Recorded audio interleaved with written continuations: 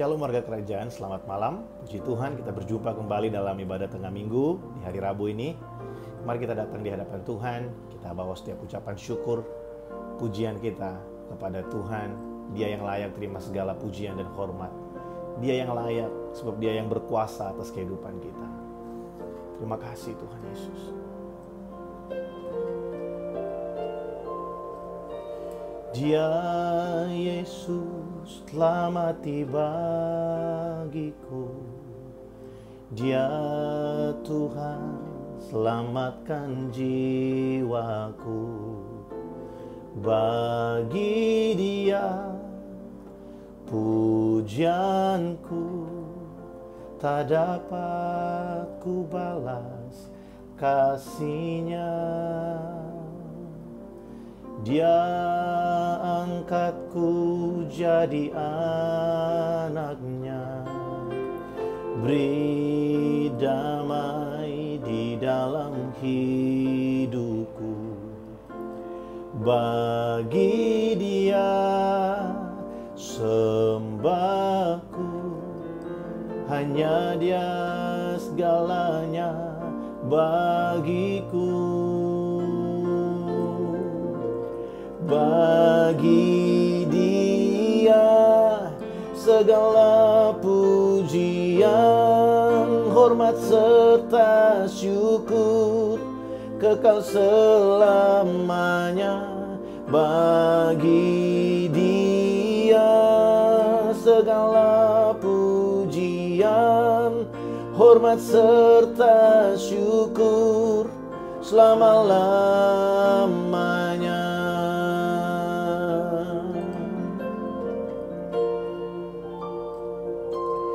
Dia Yesus telah mati bagiku. Dia Tuhan selamatkan jiwaku. Bagi Dia pujianku tak dapat ku balas kasih-Nya. Dia angkatku jadi anak-Nya, beri damai di dalam hidupku. Bagi Dia sembahku, hanya Dia segalanya bagiku. Bagi Dia segala pujian, hormat serta syukur kekal selamanya. Bagi Dia segala pujian, hormat serta syukur selama-lamanya. Bagi Dia segala pujian, hormat serta syukur kekal selamanya.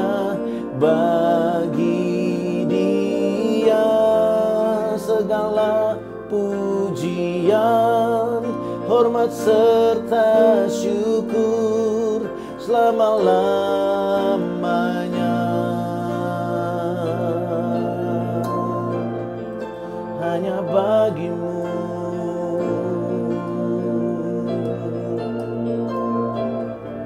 hanya bagimu segala pujian. Oh Yesus Tuhan, hanya bagimu, hanya bagimu. Kau yang layak, Kau yang layak, tiada yang lain, hanya Kau Yesus. Kau yang layak terima pujian, Kau yang layak terima hormat, segala kuasa di bumi dan di surga tunduk kepadamu, oh Yesus. Kami tinggikan, kami muliakan namamu, nama di atas segala nama, nama yang ajaib, nama Yesus, nama Yesus.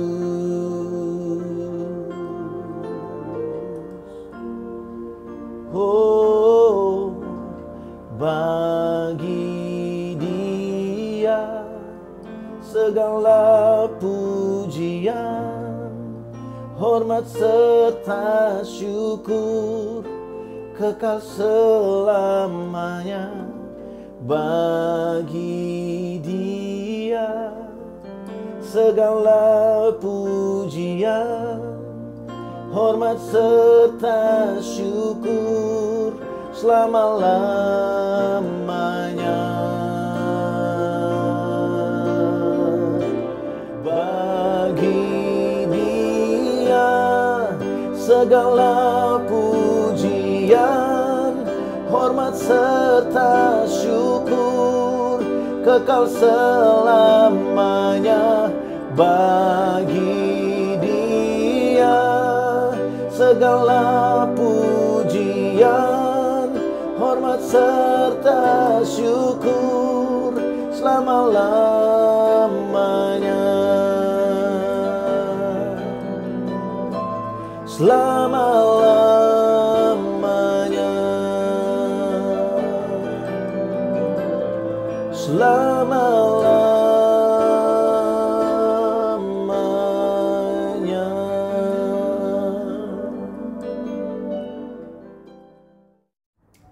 Shalom, selamat malam warga kerajaan Allah. Bagaimana kabarnya hari ini? Haleluya. Saya rasa kita semua ada di dalam keadaan yang baik, dengan sukacita yang melimpah di dalam Tuhan kita Yesus Kristus. Tanpa berlama-lama malam hari ini saya mau mengajak jemaat Tuhan, saudara-saudari yang menonton video ini untuk bersama-sama di dalam doa. Tuhan Yesus, terima kasih Tuhan untuk malam hari ini. Hati kami limpah dengan ucapan syukur Tuhan. Dimanapun kami berada malam hari ini Tuhan, kami mau mempersembahkan waktu kami hanya untuk mendengarkan kebenaran firman-Mu. Mari Tuhan Yesus, Kau berfirman bagi setiap kami, karena firman-Mu itu adalah pelita Tuhan bagi jalan-jalan hidup kami. Kami perlu firman-Mu Tuhan, kami butuh kebenaran firman-Mu. Biarlah Roh Kudus, Engkau yang memberikan pengertian bagi setiap kami. Engkau mengurapi setiap kami Tuhan. Terima kasih Tuhan Yesus. Ini seru doa ucapan syukur kami di dalam nama Tuhan kami Yesus Kristus.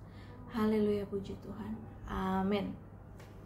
Pada malam hari ini, saudara, saya akan menyampaikan kabar yang luar biasa, yaitu tema khotbah saya pada malam hari ini yaitu bermisi di dalam Roh Kudus.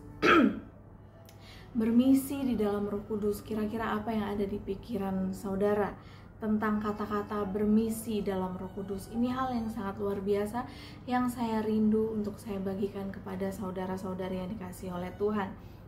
Langsung saja ayatnya kita buka di dalam Kisah Para Rasul 1 ayat yang ke-8. Saya akan bacakan. Tetapi kamu akan menerima kuasa kalau Roh Kudus turun ke atas kamu, dan kamu akan menjadi saksiku di Yerusalem dan di seluruh Yudea dan Samaria dan sampai ke ujung bumi. Amin. Lalu yang dapat kita pelajari pada malam hari ini, kira-kira dampak apa sih yang Roh Kudus berikan di dalam diri kita? Dampak apa yang Roh Kudus berikan di dalam hidup kita, di dalam diri kita ketika kita sudah dipenuhi oleh Roh Kudus? Dari ayat ini, dari Kisah Para Rasul 1 ayat yang ke-8, kira-kira Tuhan mau kita belajar tentang apa sih? Di dalam Kisah 1 ayat yang ke-8 ini, Tuhan katakan, kamu akan menjadi saksiku. Kamu akan menjadi saksiku. Di ayat 4, Dikatakan begini, dan penuhlah mereka dengan Roh Kudus, lalu mereka mulai berkata-kata dalam bahasa-bahasa lain. Di ayat yang ke-8 Tuhan katakan kamu akan menjadi saksi-saksiku. Di ayat yang ke-4 dikatakan bahwa mereka sudah penuh dengan Roh Kudus, lalu mereka mulai berkata-kata dalam bahasa-bahasa lain. Bahasa-bahasa lain yang ditulis di sini yang dimaksudkan adalah mereka berbahasa lidah, mereka berbahasa roh. Nah, lalu kedua ayat ini menyatakan bahwa mereka penuh dengan Roh Kudus dan mereka dipakai Tuhan untuk menyaksikan perbuatan-perbuatan Tuhan yang luar biasa. Perbuatan-perbuatan dan kehebatan Tuhan yang luar biasa kepada orang-orang sekeliling mereka, kepada orang-orang yang ada di sekitar mereka.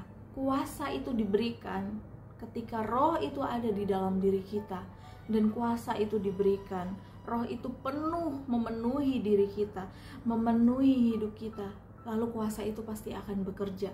Ketika kuasa itu bekerja, ketika roh itu ada di dalam diri kita, kuasa itu ada, kuasa itu diberikan, kuasa itu bekerja, kita pasti akan menjadi saksi-saksi Kristus. Amin. Kita akan menjadi saksi-saksi Tuhan. Oleh sebab itu dikatakan kita diberikan terlebih dahulu kuasa. Kalau roh itu ada di dalam diri kita, kuasa itu diberikan, lalu kita akan menjadi saksi Tuhan. Kita akan bersaksi demi kemuliaan nama Tuhan. Lalu bagaimana kita hidup? Bagaimana sih cara kita hidup di dalam misi Roh Kudus? Ada hal yang perlu kita pelajari di sini melalui pembacaan kita pada malam hari ini. Yang pertama, yang paling penting yang perlu kita pahami, tanya pada diri kita sendiri, apakah kita udah hidup dipimpin oleh Roh Kudus? Karena yang pertama adalah pastikan hidupmu dipimpin oleh Roh Kudus. Nah, hal ini yang seringkali kita sulit pahami, saudara, karena tidak semua orang mau hidupnya dipimpin oleh Roh Kudus. Banyak orang yang rajin ke gereja, mereka setia ke gereja, tetapi Tuhan katakan apa? Mereka menjalankan perintah manusia. Kelihatannya mereka taat, tetapi mereka tidak mau hidup dipimpin oleh Roh Kudus. Mereka tidak mau hidupnya berserah kepada Roh Kudus. Mereka nggak mau hidup mereka diberikan untuk bersaksi. Mereka tidak mau hidup mereka dipimpin oleh Roh Kudus. Di dalam Efesus 5 ayat 15 sampai ke yang 17 saya akan bacakan. Karena itu, perhatikanlah dengan seksama bagaimana kamu hidup. Janganlah seperti orang bebal, tetapi seperti orang arif. Ayat 16, dan pergunakanlah waktu yang ada, karena hari-hari ini adalah jahat. Sebab itu janganlah kamu bodoh, tetapi usahakanlah supaya kamu mengerti kehendak Tuhan. Di sini Paulus benar-benar dengan tegas menegur jemaat Tuhan yang ada di Efesus. Paulus mengingatkan sekaligus Paulus menegur dengan keras bahwa jemaat yang ada di Efesus pada waktu itu mereka harus mengoreksi, mereka harus memperhatikan bagaimana cara hidup mereka. Apakah mereka sudah benar-benar hidup di dalam Tuhan? Apakah mereka sudah benar-benar hidup dengan pimpinan Roh Kudus? Rasul Paulus dengan tegas menegaskan bahwa perhatikanlah dengan seksama bagaimana kamu hidup. Ini adalah suatu perintah yang Paulus berikan, karena ini adalah hal yang sangat penting, perintah yang penting yang harus kita lakukan terus-menerus. Bagaimana kita hidup, kita harus memperhatikan bagaimana kita hidup. Jangan sampai cara hidup kita menjadi batu sandungan untuk orang lain. Bagaimana cara hidup kita, cara perkataan kita, tindakan kita menjadi batu sandungan untuk orang lain. Bahkan keberadaan kita di tengah-tengah masyarakat menjadi batu sandungan untuk orang lain. Ini harus kita perhatikan. Kita harus sama-sama belajar bahwa Tuhan itu sangat memperhatikan bagaimana cara kita hidup. Cara hidup kita sangat penting di mata Tuhan. Ada dua hal yang Tuhan mau kita belajar pada malam hari ini. Yang pertama, kita harus hidup di dalam Roh Kudus. Hidup di dalam Roh itu berarti kita tidak seperti orang bebal yang dikatakan di dalam Efesus tadi. Janganlah kamu seperti orang bebal, tetapi kamu harus seperti orang yang arif. Orang arif itu apa? Orang arif itu orang yang bijaksana, orang yang pintar, orang yang tahu, orang yang berpikir terlebih dahulu sebelum bertindak, orang yang menimbang-nimbang keputusan, orang yang berhati-hati dalam melangkah.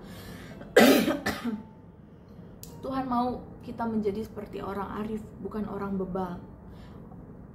Sifat Roh Kudus adalah bijaksana. Roh Kudus memiliki sifat wisdom atau kebijaksanaan. Kalau kita nggak bijak di dalam hidup ini, kalau kita nggak bijak dalam mengambil keputusan, kalau kita nggak bijak dalam bertindak, kalau kita nggak bijak dalam berpikir, berarti harus dipertanyakan roh apa yang ada di dalam diri kita. Karena kalau orang yang hidup dipimpin oleh Roh Kudus, kalau orang yang hidupnya berserah pada Tuhan, orang yang hidupnya dipenuhi oleh Roh Kudus, dia pasti akan seperti orang arif. Dia akan bijaksana, dia akan berusaha bijaksana dalam segala sesuatu, pemikirannya, tindakannya, cara berbicaranya seperti orang bijak. Karena Roh Kudus akan mengajar bukan hanya apa yang harus dikatakan, tetapi juga bagaimana cara kita mengatakannya. Oleh sebab itu, orang yang dipimpin oleh Roh Kudus, dia pasti akan memiliki kebijaksanaan. Karena apa, saudara? Karena Roh Kudus bukan hanya memberitahu apa yang harus kita katakan, tetapi Roh Kudus juga membimbing kita, membantu kita untuk bagaimana cara kita mengatakan, bagaimana cara kita bertindak. Roh Kudus akan mengajarkan kepada kita bagaimana cara kita akan berbuat sesuatu, bagaimana cara kita melangkah, bagaimana cara kita mengambil tindakan, mengambil langkah-langkah di depan.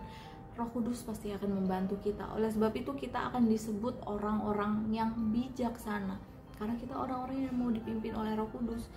Kita harus dengar Roh Kudus, kita harus mau dipimpin oleh Roh Kudus, kita harus menyerahkan diri kita kepada Roh Kudus. Agar apa? Agar kita hidup di dalam misi. Misi apa? Misi Roh Kudus, misi Tuhan yang Tuhan mau lakukan, yang Tuhan mau kerjakan di dalam hidup kita. Yang kedua, dikatakan di dalam Efesus tadi, pergunakanlah waktu yang ada. Pergunakanlah waktu-waktu yang ada. Bapak Ibu, saya pernah membaca tulisan, karena di akhir-akhir zaman ini, di dalam dunia ini, kita nggak bisa menemukan orang baik, kita susah menemukan orang baik. Nah, oleh sebab itu ada tulisan begini, kalau kita susah menemukan orang baik, berusahalah jadi orang baik supaya orang lain bisa menemukan orang baik itu, supaya orang lain bisa menemukan kebaikan di dalam diri kita. Di sini lagi banyak orang-orang yang berbuat jahat. Di dunia ini lagi banyak orang-orang yang kehilangan arti kebaikan. Banyak orang yang hidupnya sudah gak karu-karuan. Banyak orang yang hidupnya jauh dari kebenaran firman Tuhan. Oleh sebab itu tugas kita harus pergunakan waktu-waktu yang ada. Untuk apa? Untuk berbuat baik, untuk melakukan sesuatu yang baik. Orang-orang yang hidup di dalam Roh pasti tahu mempergunakan waktu-waktu yang ada. Dia akan mempergunakan waktu-waktunya untuk bermisi. Dia akan mempergunakan waktu-waktunya untuk bermisi. Sekali lagi saya tekankan, orang yang bijaksana, orang yang dipenuhi oleh Roh Kudus, dia akan menggunakan hidupnya untuk bermisi. Amin. Untuk apa? Untuk bermisi. Orang-orang yang bijaksana, dia akan mempergunakan waktu dengan sebaik-baiknya. Dia nggak akan menyia-nyiakan waktunya. Kalau misalkan ada di antara kita yang saat ini sedang menonton video ini, menonton khotbah ini, kalau kita masih ada di waktu-waktu yang kita lakukan sesuatu, dan sesuatu itu percuma kita lakukan, sesuatu itu akan membuat waktu kita terbuang. Hentikan aja sesuatu itu. Kita harus berubah. Kita lakukan sesuatu yang baik, sesuatu yang berguna, agar waktu-waktu yang sudah berlalu itu menjadi waktu yang berguna, bukan menjadi waktu yang terbuang sia-sia begitu saja, Bapak Ibu. Kita tidak boleh menyia-nyiakan waktu yang ada, yang Tuhan sudah berikan untuk kita. orang-orang yang mempergunakan waktunya sebaik-baiknya, orang-orang yang hidup dipimpin oleh Roh Kudus, orang-orang yang hidupnya bijaksana, dia akan bekerja lebih banyak lagi, dia akan bekerja lebih keras lagi untuk menghasilkan buah-buah yang manis bagi Tuhan, untuk menghasilkan sesuatu yang baik bagi Tuhan, untuk menghasilkan suatu pekerjaan yang baik untuk memuliakan nama Tuhan. Oleh sebab itu dikatakan di Kisah 1 ayat 8 tadi, kita akan menjadi saksi Tuhan. Menjadi saksi itu berarti kita bekerja lebih banyak, kita bekerja keras untuk menghasilkan buah-buah, untuk menghasilkan sesuatu yang bisa dinikmati orang lain ataupun dinikmati oleh Tuhan, sesuatu yang kita menyatakan kepada orang lain, memperkenalkan Tuhan. Kita bersaksi mungkin bukan lewat perkataan tetapi lewat tindakan kita. Kita nggak membuang waktu-waktu kita dengan sia-sia. Kita membuang waktu kita dengan bergumul dengan Tuhan, dengan berhubungan intim dengan Tuhan. Kita memberikan waktu yang terbaik untuk Tuhan. Kita mengorbankan waktu untuk Tuhan. Tuhan memberikan kita banyak waktu di dalam dunia ini, di dalam hidup kita. Tetapi berapa banyak waktu yang sudah kita buang dengan sia-sia untuk melakukan hal-hal yang tidak berguna untuk Tuhan, untuk melakukan hal-hal yang mungkin juga tidak berguna untuk diri kita sendiri. Mari kita lakukan waktu, kita berikan waktu, kita pergunakan waktu untuk hal-hal yang produktif, untuk hal-hal yang efektif, untuk hal-hal yang baik, untuk hal-hal yang bisa menambahkan sesuatu yang baik di dalam hidup kita. Lalu kesimpulan yang saya bisa berikan, yang saya bisa bagikan pada malam hari ini, yaitu kita harus belajar hidup untuk mengandalkan kasih karunia Tuhan. Beberapa waktu lalu kita sudah merayakan kematian Tuhan, kita sudah merayakan dengan sukacita kebangkitan Tuhan. Jangan sampai hal ini hanya menjadi momen-momen secara rutinitas yang tiap tahun akan terjadi begitu saja. Tetapi biarlah melalui momen-momen Paskah yang ada beberapa waktu yang lalu, hal-hal ini menjadi sesuatu yang bisa mengubahkan kita secara total. Hal itu, momen itu bisa mengingatkan kita bagaimana kita harus hidup mengandalkan kasih karunia Tuhan. Biarlah momen-momen Paskah tidak berlalu begitu saja. Saya mau tanya kepada saudara, setelah momen Paskah itu lewat, apa yang menjadi evaluasi di dalam diri saudara? Apakah seperti biasa saja, ataukah kita semakin dekat dengan Tuhan, kita semakin lagi mengingat bahwa Tuhan sudah sangat baik, Tuhan sudah sangat luar biasa memberikan nyawanya untuk saya. Seharusnya saya yang disalib, tetapi Tuhan memberikan nyawanya. Hidup saya dimerdekakan, seharusnya saya menjadi budak dosa. Saya terikat dengan dosa-dosa masa lalu, saya terikat dengan dosa-dosa zaman dahulu, orang tua, mungkin kakek nenek kita, buyut kita dan lain sebagainya. Kita terbelenggu, kita terikat dengan dosa. Tetapi melalui pengorbanan Kristus kita dimerdekakan. Yang dimaksudkan di sini adalah bukan berarti kita tidak lagi hidup di dalam dosa. Kita masih ada di dalam dosa karena kita masih hidup di dalam daging. Daging ini menyimbolkan tentang dosa, kedagingan, keduniawian. Selama kita masih ada hidup di dalam dunia ini, kita masih hidup di dalam kedagingan, di dalam tubuh jasmani kita, itu berarti kita masih hidup di dalam dosa. Tetapi yang dimaksudkan melalui pengorbanan Kristus sudah menebus dosa umat manusia, itu mengartikan bahwa ketika kita mengikut Tuhan, ketika kita mengambil keputusan untuk kita mengiring Tuhan, Tuhan tidak lagi mengingat dosa kita. Kita bukan lagi dicap sebagai orang yang berbuat dosa. Kita bukan lagi dicap sebagai orang yang mungkin dulunya dia pencuri. Ketika dia ikut Tuhan, dia melayani Tuhan dengan kesungguhan hatinya. Dia tidak lagi dicap sebagai dia seorang pencuri. Dia seorang pencuri.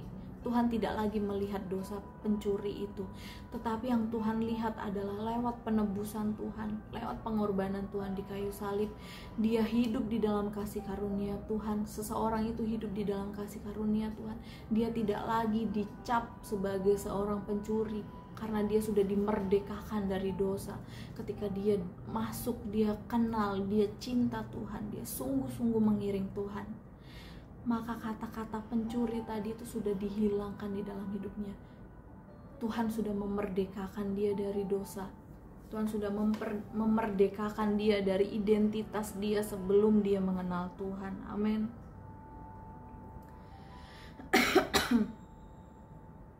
Kita harus hidup mengandalkan kasih karunia Tuhan, dan hiduplah dalam kuasa Roh Kudus.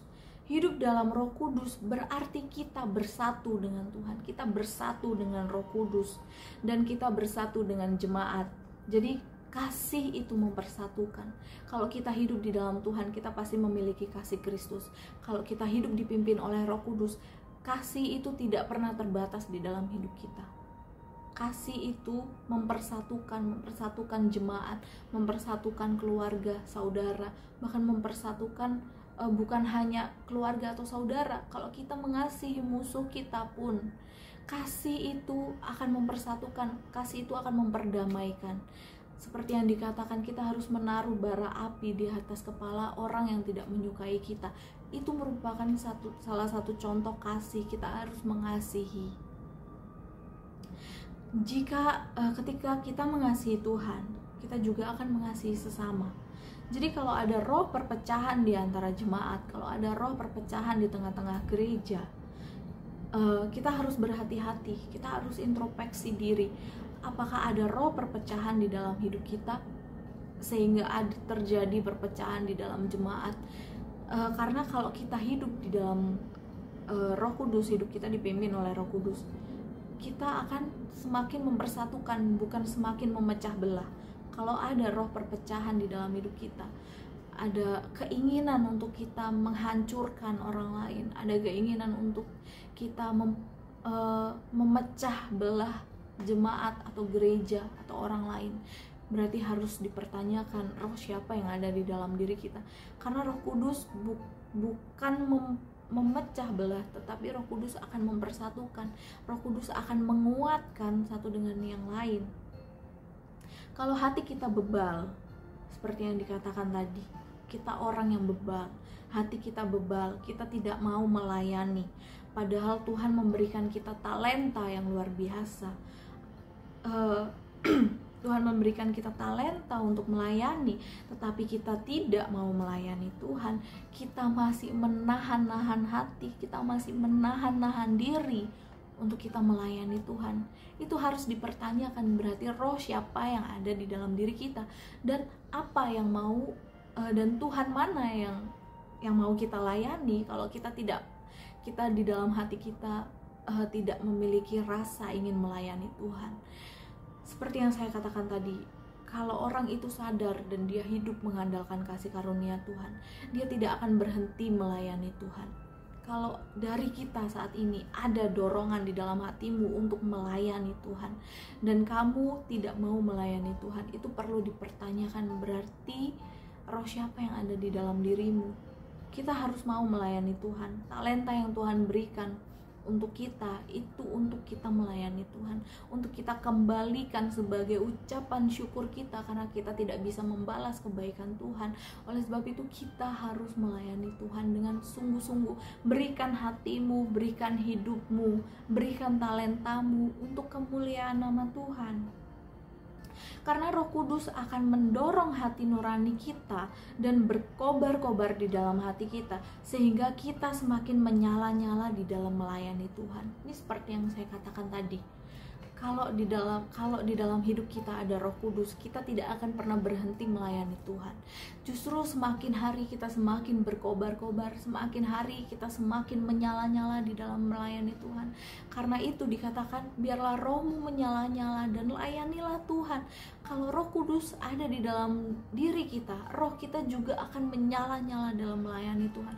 Kita tidak akan berhenti melayani Tuhan. Justru semakin hari kita akan bekerja semakin semakin giat lagi, kita akan bekerja semakin keras lagi, bekerja di ladang Tuhan, bekerja untuk kemuliaan nama Tuhan, sehingga kita menghasilkan buah-buah yang manis, kita menghasilkan kita menjadi saksi, kita menghasilkan orang-orang yang sudah menerima dan percaya kepada Tuhan. Itu merupakan suatu buah, itu merupakan suatu hasil dari pekerjaan yang sudah kita kerjakan. Dikatakan sebab kepada tiap-tiap orang dikaruniakan penyataan roh, karena kita adalah anak-anak Allah, untuk kepentingan bersama. Kalau kita ada di dalam kalau ada Roh Kudus di dalam hidup kita, Tuhan karuniakan kita pernyataan roh. Wow, ini adalah hal yang luar biasa. Apakah Bapak Ibu tidak mau di dalam hidup kita ada pernyataan-pernyataan yang hebat, pernyataan-pernyataan yang luar biasa yang Roh Kudus kerjakan di dalam hidup kita? Apakah Bapak Ibu tidak rindu ada pernyataan karunia roh yang Tuhan berikan di dalam hidup kita terjadi dan nyata di dalam hidup kita? Wow, kalau saya rindu sekali Bapak Ibu. Saya rindu hidup saya dipimpin oleh Roh Kudus, dipimpin oleh Tuhan, sehingga pernyataan-pernyataan roh yang Tuhan karuniakan itu sungguh-sungguh menjadi nyata, bukan hanya sekedar omongan, bukan hanya sekedar kita mengerti firman Tuhan, tetapi pernyataan roh itu tidak ada di dalam hidup kita. Kalau orang yang dipimpin oleh roh hidupnya, pasti hidupnya berubah. Itu merupakan salah satu contoh pernyataan roh. Pasti orang itu akan menghasilkan buah-buah roh, sehingga orang itu berubah secara karakter, secara emosional, dia akan berubah. Itu adalah salah satu contoh pernyataan roh. Talenta harus dijalankan, talenta itu jangan dikubur. Saya percaya Bapak Ibu saudara-saudari sudah tahu bagaimana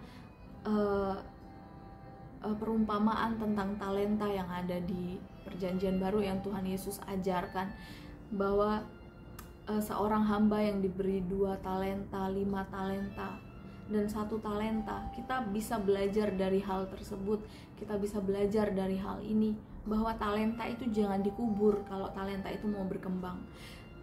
Kalau Tuhan mau tambahkan talenta itu jangan dikubur, talenta itu digunakan dengan baik, talenta itu digunakan tepat pada waktunya, talenta itu digunakan tepat pada pekerjaannya, tepat pada tempatnya. Jadi Tuhan itu pasti akan tambahkan. Tuhan tidak akan pernah menahan-nahan.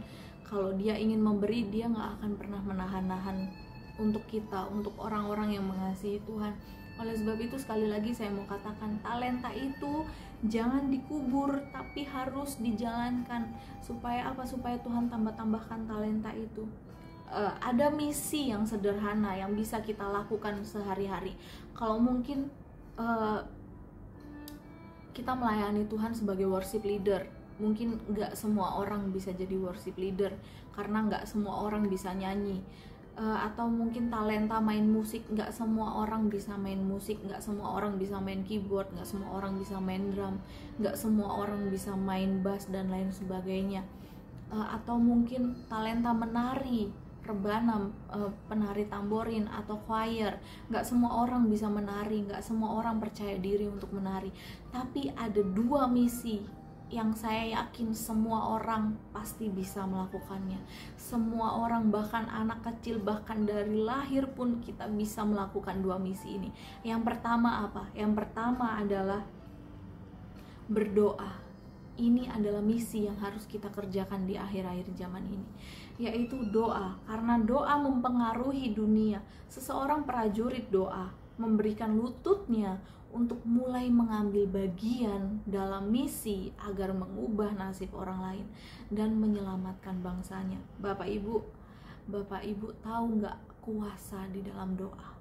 Kuasa dalam doa bisa mengubahkan orang, bisa menyembuhkan orang. Kuasa doa yang kita doakan dengan iman bahkan bisa membangkitkan orang mati, bisa menyelamatkan orang dari roh-roh jahat, bisa menyelamatkan orang dari keputusasaan.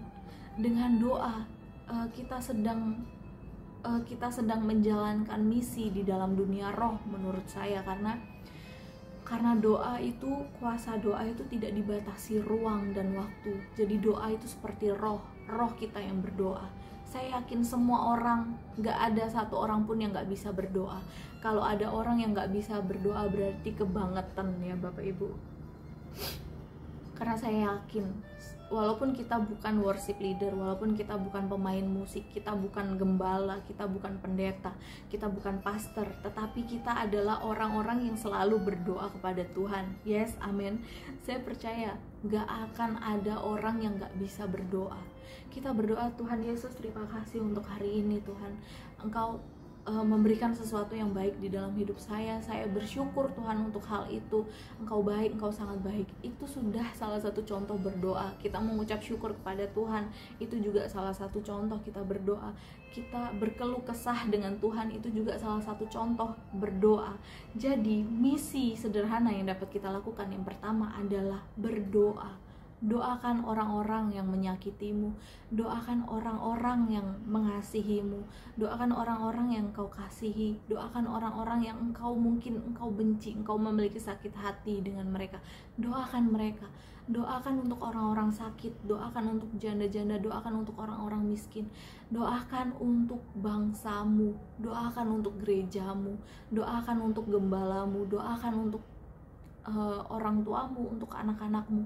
Doakan semua orang yang ada di dalam hidupmu, terutama doakan bangsamu, karena melalui doa-doamu bisa jadi bangsamu dipulihkan oleh Tuhan. Melalui prajurit-prajurit yang memberikan lututnya untuk berdoa setia kepada Tuhan, Tuhan bisa merubah keadaan negaramu, Tuhan bisa merubah keadaan bangsamu. Amin. Yang kedua adalah bersaksi. Saya yakin semua orang bisa bersaksi untuk Tuhan. Gak ada alasan kita untuk kita gak mau bersaksi untuk Tuhan. Gak ada alasan kita untuk kita bilang, Tuhan aku gak bisa jadi saksimu Tuhan, aku gak pandai berkata-kata Tuhan. Seperti tadi yang saya bilang, kalau Roh Kudus ada di dalam hidup kita, Roh Kudus bukan hanya mengajarkan apa yang akan kita katakan, Dia juga akan mengajarkan kepada kita bagaimana kita bisa mengucapkan, bagaimana kita bersaksi. Di dalam Yohanes 15 ayat yang ke-26, jikalau penghibur yang akan kuutus dari Bapa datang, yaitu Roh kebenaran yang keluar dari Bapa, Ia akan bersaksi tentang aku. Bersaksi tentang aku di sini dikatakan adalah bersaksi tentang Tuhan.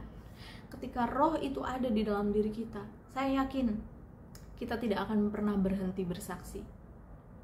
Sejarah gereja mencatat bahwa doa dan bersaksi dalam kuasa Roh Kudus merupakan hal yang penting dan yang utama. Kalau engkau rindu hidupmu dipimpin oleh Tuhan, engkau rindu hidupmu dipenuhi oleh kuasa Roh Kudus, andalkan Tuhan. Kita harus percaya, kita harus menyadari bahwa kita hidup dalam kasih karunia Tuhan.